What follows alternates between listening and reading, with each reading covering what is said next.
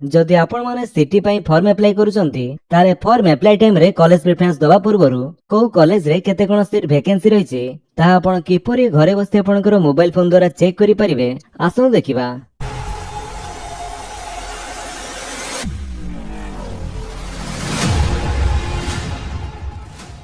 सेथिपाई आपनकर mobile phone किंबा computer रे हो जे कोनसे गोटे ब्राउजर रे जाई सर्च करंतो साम्स ओडिसा लेखि सर्च कला परे आपनका सामने जो प्रथम लिंक टी शो करूचे आपण तारी ऊपर क्लिक करंतो।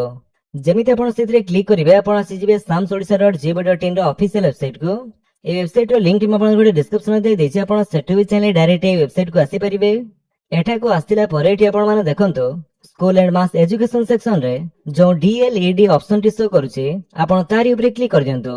देन आपण को एमिति पॉपअप शो करि पारे latest announcement the common application form for admission into DLED course for the year 2026-27 is now live. तो जेमिति एठारे की डेट सेक्शन रे देखिया पई पाउथबे ऑनलाइन कॉमन एप्लीकेशन फॉर्म बा सी फॉर्म टी वेबसाइट रे अवेलेबल हैला 27 मई 2024 दिन 2:30 रु एवं यार लास्ट डेट होची 18 जून 2024 11:59 PM एवं ता परे जदि आपनकर कॉमन एप्लीकेशन फॉर्म बा सी फॉर्म रे कोनसी त्रुटि रहि जाय थाए ताको आपण संशोधन बा एडिट करि परिबे 19 जून 2024 शुक्रवार 11टा AM रु 20 जून 2024 शनिवार 11टा PM पर्यंत। तेबे एथि पई अप्लाई चलिछि तले किपरि आवेदन करे जे से टॉपिक रे वीडियो हम चैनल पूर्व अपलोड हे सारिछि आपण चाहिले आई बटन ऊपर क्लिक करि देखि पारंती। तेथि अप्लाई कला बेले आपण को चॉइस लॉकिंग बा कॉलेज प्रेफरेंस दवा पई ऑप्शन शो करिथाय।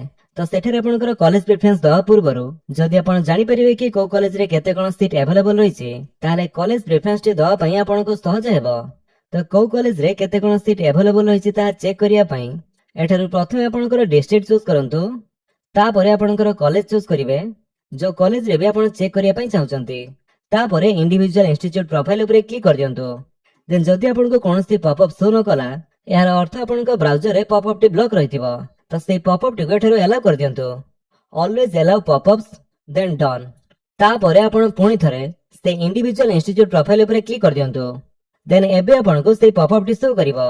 एठारे आपणकर साम्स कोड सहित institute name district block principal को नाम सहित तांकर मोबाइल नंबर एवं ईमेल आईडी एडमिशन आईसी कर नाम एवं तांकर मोबाइल नंबर एवं ईमेल आईडी एवं ड्यू कर नाम मोबाइल नंबर एवं ईमेल आईडी शो करूथिबो। एठा साम्स हाइलाइट्स 2026 सीट इंफॉर्मेशन दिया जायछि। कोर्स DLED से कॉलेज रे स्ट्रेंथ केते रहिछि एडमिशन केते होइछंती आ सीट वैकेंसी केते रहिछि ता आपण ठल चेक करि परिबे। तो एई भले आपण आउ को कॉलेज रे सीट इंफॉर्मेशन चेक करिया पई चाहउछंती ता मध्ये आपण चेक करि परिबे। जदि आपण वीडियो भल लागिस तले आपण वीडियो को लाइक कर दियंतु आपन संगन के भितर शेयर करि जणांतु आ जदि आपण हमर चैनल रे नुवा चैनल को सब्सक्राइब करि बेल आइकन दबाइ ऑल नोटिफिकेशन कर दियंतु ताकि जेतरो वीडियो अपलोड करिवे आपण देखि परिबे। Thank you for watching.